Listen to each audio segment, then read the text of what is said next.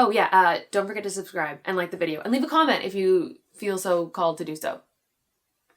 I need a better way to say that. Okay, whatever. Bye!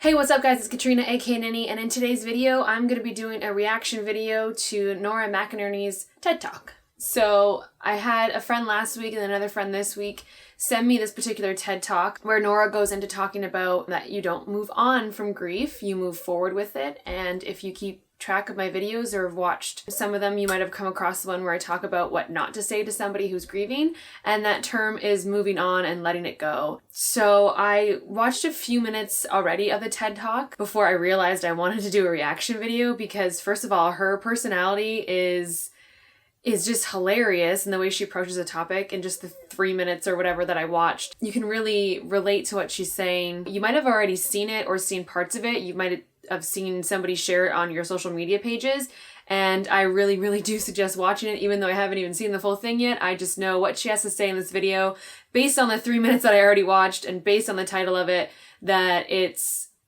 gonna be great. So I'm gonna get my laptop and start watching. Also, can I say, I have no idea if this violates any copyright laws, and I really hope that it doesn't, or else there goes my channel right down the drain. So I guess I'll say that I don't own the rights to this video. I have nothing to do with TED Talk or Nora.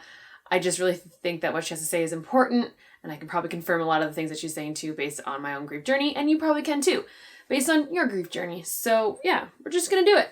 We're just gonna do it. I'm just trying to further the cause of dispelling ignorance based around grief. So, here we go.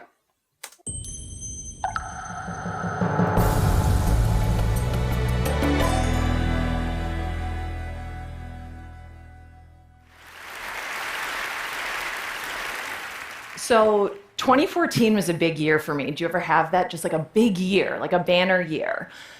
For me, it went like this. October 3rd, I lost my second pregnancy. And then October 8th, my dad died of cancer. And then on November 25th, my husband Aaron died after 3 years with stage 4 glioblastoma, which is just a fancy word for brain cancer. So I'm fun. People love to invite me out all the time. Packed social life. Usually when I talk about this... Okay, we're gonna stop right there. We're like basically a minute in. 2014 was also a banner year for me because that's the year I met Michael, and that's the year that he passed. And I've always debated sharing that fact because I feel like a lot of people would judge me or say things like, "Oh, well, you guys weren't together for that long, you'll be okay," you know, as if like the amount of time equates the quality of time. And with Michael, it was very much quality of time over quantity of time. A lot of quality time. 2014 was also the year my grandmother passed as well. So, Nora, relating, girlfriend, relating.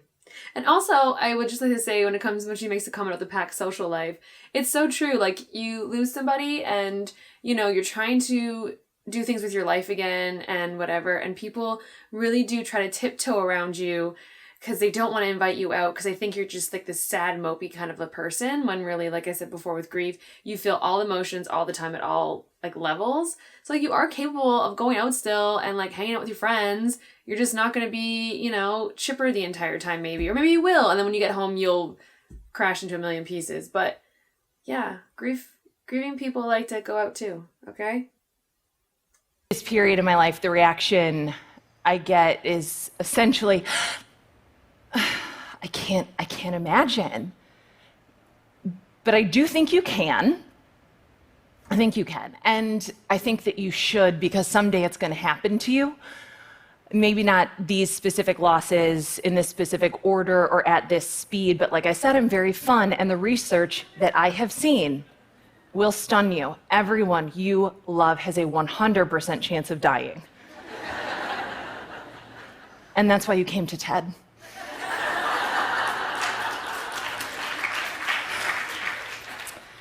So since all of this loss happened, I've made it a career to talk about death. I would also like to say that I love the way she speaks about it, because I feel like when I was doing my research about grief and how to deal with it and stuff, I feel like when it came to like watching videos on the topic, everybody that I watched took on this persona of like pity almost, and this airy voice, which is hilarious because I was just talking about this the other day with a few people, that everyone's just like, oh, when you're going through grief, make sure to take time for yourself. You know, it's just this airy, like delicate, oh, don't talk too harshly. You might destroy them. You might make them cry. And it's like, well, I'm already destroyed and I've been crying for days. So, you know, I just want to be real with you guys. So I feel like that's why I talk like I do. Because I don't, like, you got enough people probably in your life going, oh, are you okay? Tiptoeing. I don't need to be one of them. Okay? I don't. So, whatever. Going back to it. To talk about death and loss, not just my own, because it's pretty easy to recap, but the losses and tragedies that other people have experienced. It's a niche, I have to say. It's a small niche, and I wish I made more money. But I've written some very uplifting books, host a very uplifting podcast. I started a little nonprofit. I'm just trying to do what I can to make more people comfortable with the uncomfortable. And grief is so uncomfortable. It's so uncomfortable, especially if it's someone else's grief. So a part of that work is this group that I started with my friend Mo, who is also a widow. We call it the Hot Young Widows Club. And it's real. We have membership cards and t-shirts. And when your person dies, your husband, wife, girlfriend, boyfriend, literally don't care if you were married, your friends and your family are just going to sort of... Because you shouldn't care if somebody was married or not, because that does not equate to how much they loved each other. Sort of look around through friends of friends of friends of friends until they find someone who's gone through something similar, and then they'll push you towards each other so you can talk amongst yourselves and not get your sad on other people.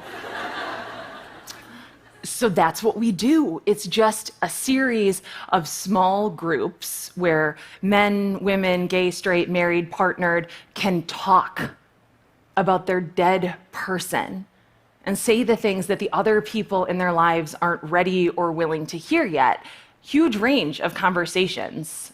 Like, my husband died 2 weeks ago. I can't stop thinking about sex. Is that normal? Yeah. What if it's one of the Property brothers? Less normal, but I'll accept it. Things like, look, when I'm out in public and I see old people holding hands, like couples who have clearly been together for decades, and then I look at them and I imagine like all of the things they've been through together, the good things, the bad things, the arguments they've had over who should take out the trash. I just find my heart filled with rage. And that example is personal to me.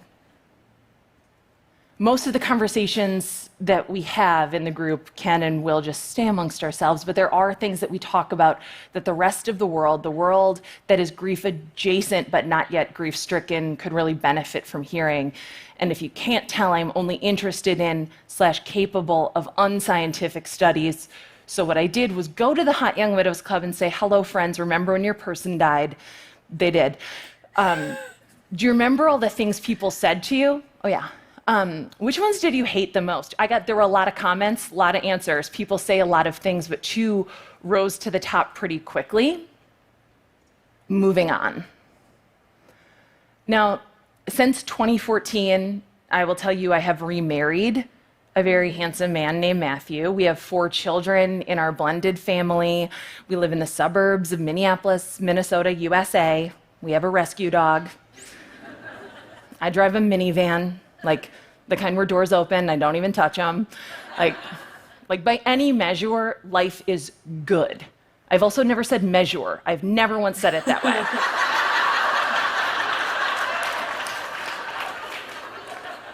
I don't know where that came from. I've never heard anyone else say it that way, but it looks like it should be said that way, and that's why the English language is trash.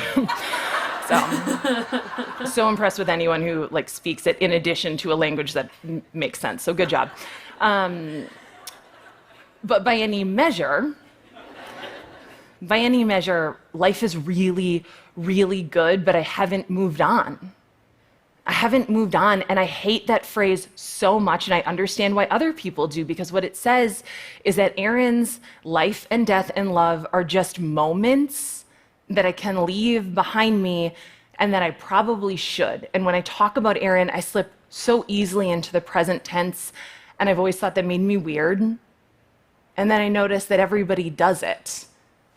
And it's not because we are in denial or because we're forgetful. It's because the people we love, who we've lost, are still so present for us. So when I say, oh, Aaron is, it's because Aaron still is. And it's not in the way that he was before, which was much better. And it's not in the way that churchy people tried to tell me that he would be. It's just that he's indelible. And so he's present for me. Here, he's present for me in the work that I do, in the child that we had together, in these. I still don't understand people say move on. It's just like, you know what? You've been grieving and it's making me uncomfortable. And so I'm going to give you a piece of advice that I think you should really take and act on it, because I think it'll make your life and my life, because a lot of people just want to think about themselves and they're giving you advice, and my life just a whole lot better. I think you just completely forget that person in your life and move on. It just doesn't, in no way does that make sense to tell somebody to move on. God, you're bonkers. You're absolute bonkers if you're telling somebody to move on. You are just bonkers. Move on. Fried a nickel.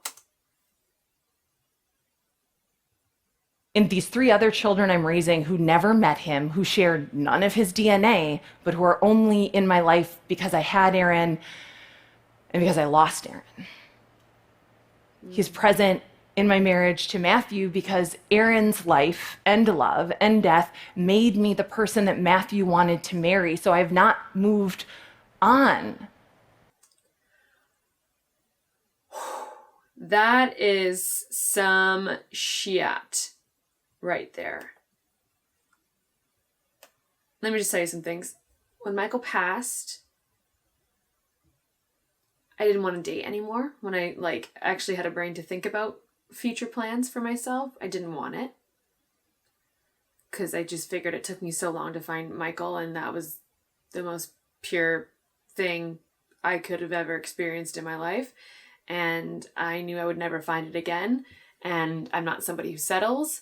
So I just figured I'd be alone for the rest of my life. And I was really okay with that. And that idea has evolved and shaped itself in different ways over time. But I think it's something to remember that if you do choose to date again or get married again, that you find somebody who's not going to be jealous of those memories or try to replace them or make you feel bad for having emotions and feelings still over those memories, or make you feel bad for talking about them still, because you are the person you are right now because you had that person in your life and because you lost that person in your life. I don't know. More thoughts on that topic to come, but let's continue. From Aaron, I've moved forward with him.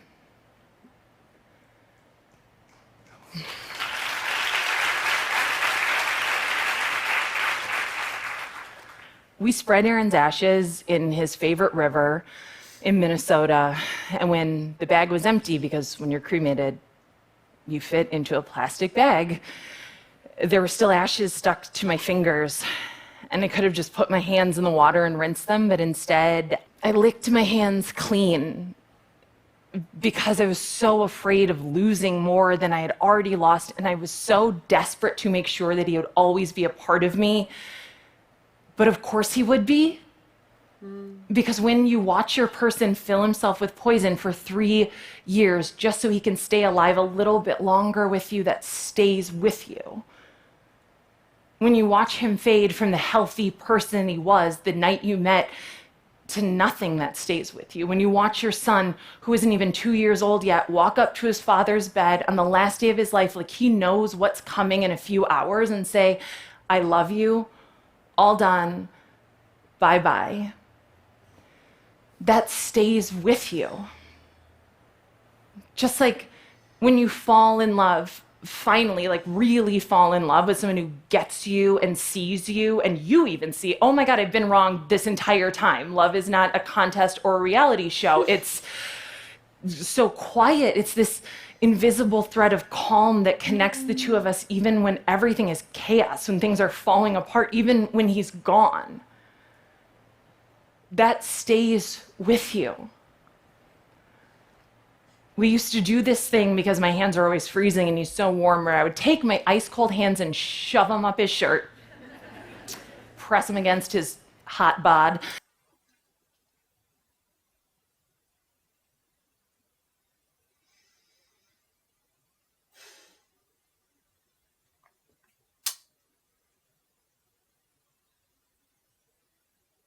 Somebody on the weekend described what I'm doing with these videos as commendable. Such a word that stuck with me. And I just want to say that this woman, like, to share those, like, moments, those, like her son's words to his father and, like, licking her fingers clean, which was, like, kind of shocking to hear, but you get it. You get it. What would you do? Because you are so afraid to lose them in your life. In any way, you're so afraid. You're so afraid that you're going to forget things. That the anxiety that fear creates. Wow, girl. I'd probably lick my hands clean too. Because you want to hang on to every piece as long as possible, like forever. You just want to hang on to everything forever. That's why we do the things that we do. That's why we have shrines set up for people that have passed and memorialize them in whatever way we can, because we're so afraid of losing them. We want to make sure that we remember and that everyone else remembers. Reality, yeah, everyone will still remember. You will still always have those memories. It's never going to go away. Just like your grief never goes away. Memories never go away. Grief never goes away. Those two are connected. There's a thought forming there, but we'll continue. And he hated it so much, but he loved me. And after he died, I laid in bed with Aaron and I put my hands underneath him and I felt his warmth. And I can't even tell you if my hands were cold, but I can tell you that I knew it was the last time I would ever do that. And that memory is always going to be sad. That memory will always hurt, even when I'm 600 years old and I'm just a hologram. Just like... I like that she's talking about this, how that memory will always be sad. Like she said, so at the time that this TED Talk was filmed, it was 2018, so 4 years. 2014 was her bad year. 2018, she's now remarried. She talks about her memory about laying in bed after her husband passed. And she's getting emotional about it. And that right there just shows you that this stuff's never going to leave you. You're never going to wake up one day and say, yep, it's okay what happened, and yep, that memory's not sad anymore, and whatever. It's not going to happen that way. I just really like that she can be able to be emotional about it still and know that, like, it's okay. Because I hope you guys, no matter where you're at in your grief journey, know that if you're still having emotional feelings over your memories with your person, that, yeah, it's okay. It's okay. That was a traumatic experience, what you went through. It's all right. The memory of meeting him is always going to make me laugh. Grief doesn't happen in this vacuum. It happens alongside of and mixed in with all of these other emotions. So I met Matthew, my current husband, who doesn't love that title. But it's so accurate. I met Matthew, and there was this audible sigh of relief among the people who loved me, like, it's over. She did it. She got a happy ending. We can all go home. And we did good. And that narrative is so appealing even to me. And I thought maybe I'd gotten that too, but I didn't. I got another chapter.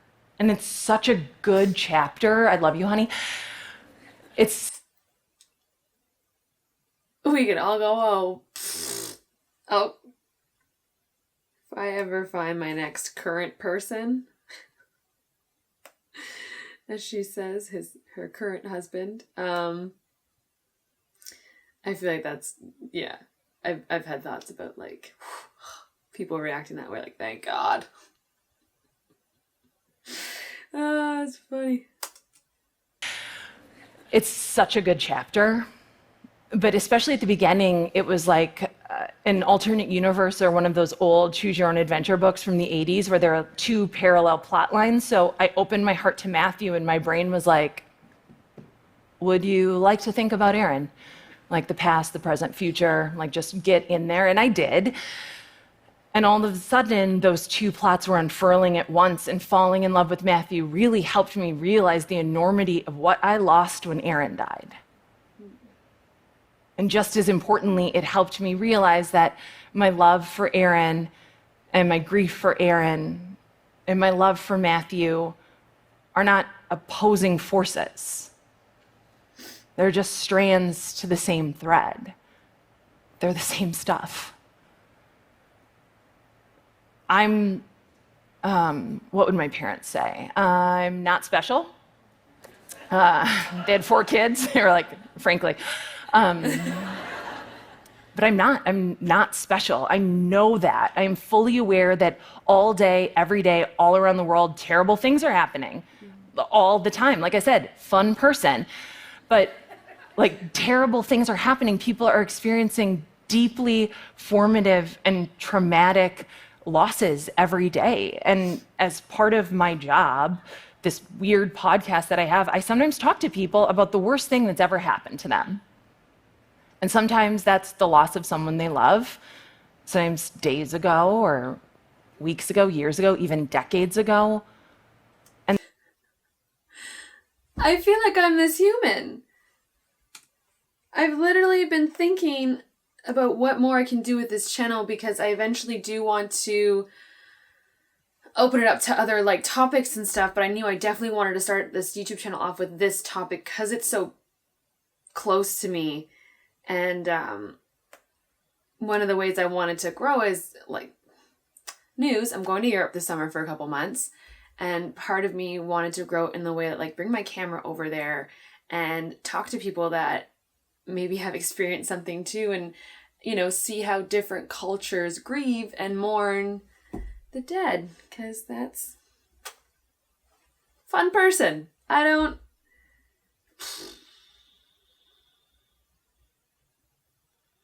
mean, that was like one idea. I have a lot of ideas about what I would want to do with this grief series that I've started, but that was one of them. She's right though. Bad shit happens all the time, everywhere. But that doesn't like disqualify you from what you're feeling. I feel like when you understand that bad shit happens all the time everywhere, you feel like more one with the universe. I don't know. And these people that I interview, they haven't closed themselves around this loss and made it the center of their lives. They've lived. Their worlds have kept spinning. But they're talking to me, a total stranger, about the person they love who has died, because these are the experiences that mark us and make us just as much as the joyful ones, and just as permanently. Long after you get your last sympathy card or your last hot dish. Like, we don't look at the people around us experiencing life's joys and wonders and tell them to move on, do we? We don't like send a card that's like, congratulations on your beautiful baby. And then 5 years later, think like, another birthday party? Get over it. Like, Yes. yeah, we get it. He's 5. Wow. But grief is kind of one of those things like falling in love or having a baby or watching The Wire on HBO where you don't get it until you get it, until you do it. It's true. Mm-hmm. And once you do it, once it's your love or your baby, once it's your grief and your front row at the funeral, you get it. Mm-hmm. You understand what you're experiencing is not a moment in time. It's not a bone that will reset, but that you've been touched by something chronic, something incurable. It's not fatal, but sometimes grief feels like it could be. That's part of the reason why I'm doing this series as well, is to help you guys out there that are experiencing the grief, but also to hopefully, like I said, dispel some of the ignorance around grief and how it can affect you.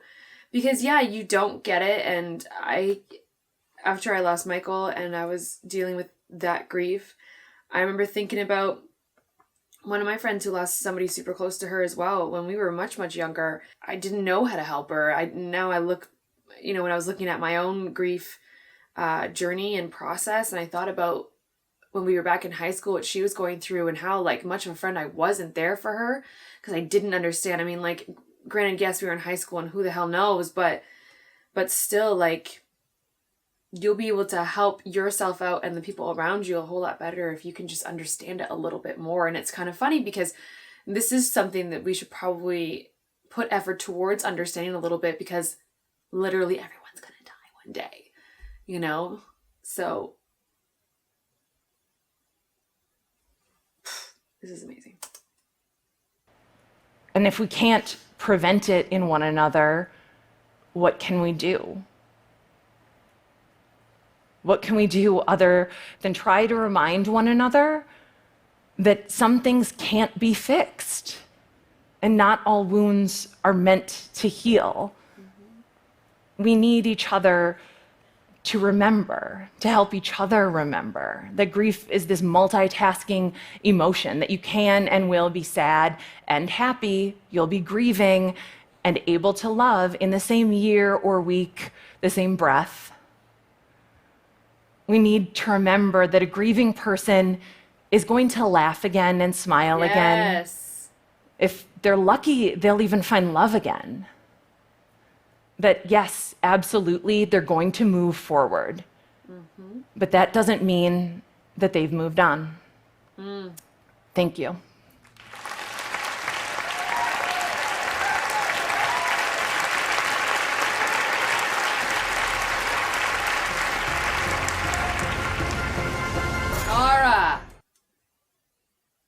Nora. Girl. Like, everything you say in your TED Talk is just bang on. And you do it with a sense of, like, comedic timing, too, which I love. Because I'd rather you talk to me like that than, oh, a grieving person, one day will move on. Like, f*** off. Just be real with me, thanks. That was good. That was good, y'all. That was good. So I'm going to go follow her on all the things now. And maybe I'll get into podcasts. Because she has one now. Interested to read one of her books, too. Okay. All right. Well, I've been expanded. Thank you to Ruth and Tia for sending me this video. That was some cool shit. All right. Now I'm going to try to edit this all together. And fingers crossed my video doesn't get taken down. Or my entire channel. Really, that would suck. Jesus Christ. So like I said, I'm going to Europe for a couple months. I don't know if I'm going to bring my laptop with me so I can edit. I'm not sure. But there will definitely be videos up until I go because there's a few more things I want to talk about for sure. So please stick around for that. All right, so now I just suggest that you guys all go watch Nora's TED Talk. I'll link it down below so you can see it in one fell swoop and without my flapping lips over top of it. Because that was really great, and she says a lot of awesome things in there, and a lot of awesome things in such a short amount of time, too. It's amazing. And maybe share it with somebody that you think needs to hear it. and view it for themselves because it's really great. So for now, that's it for this week's video. My name's Katrina, aka Nini, and I'll see you guys next week. Bye.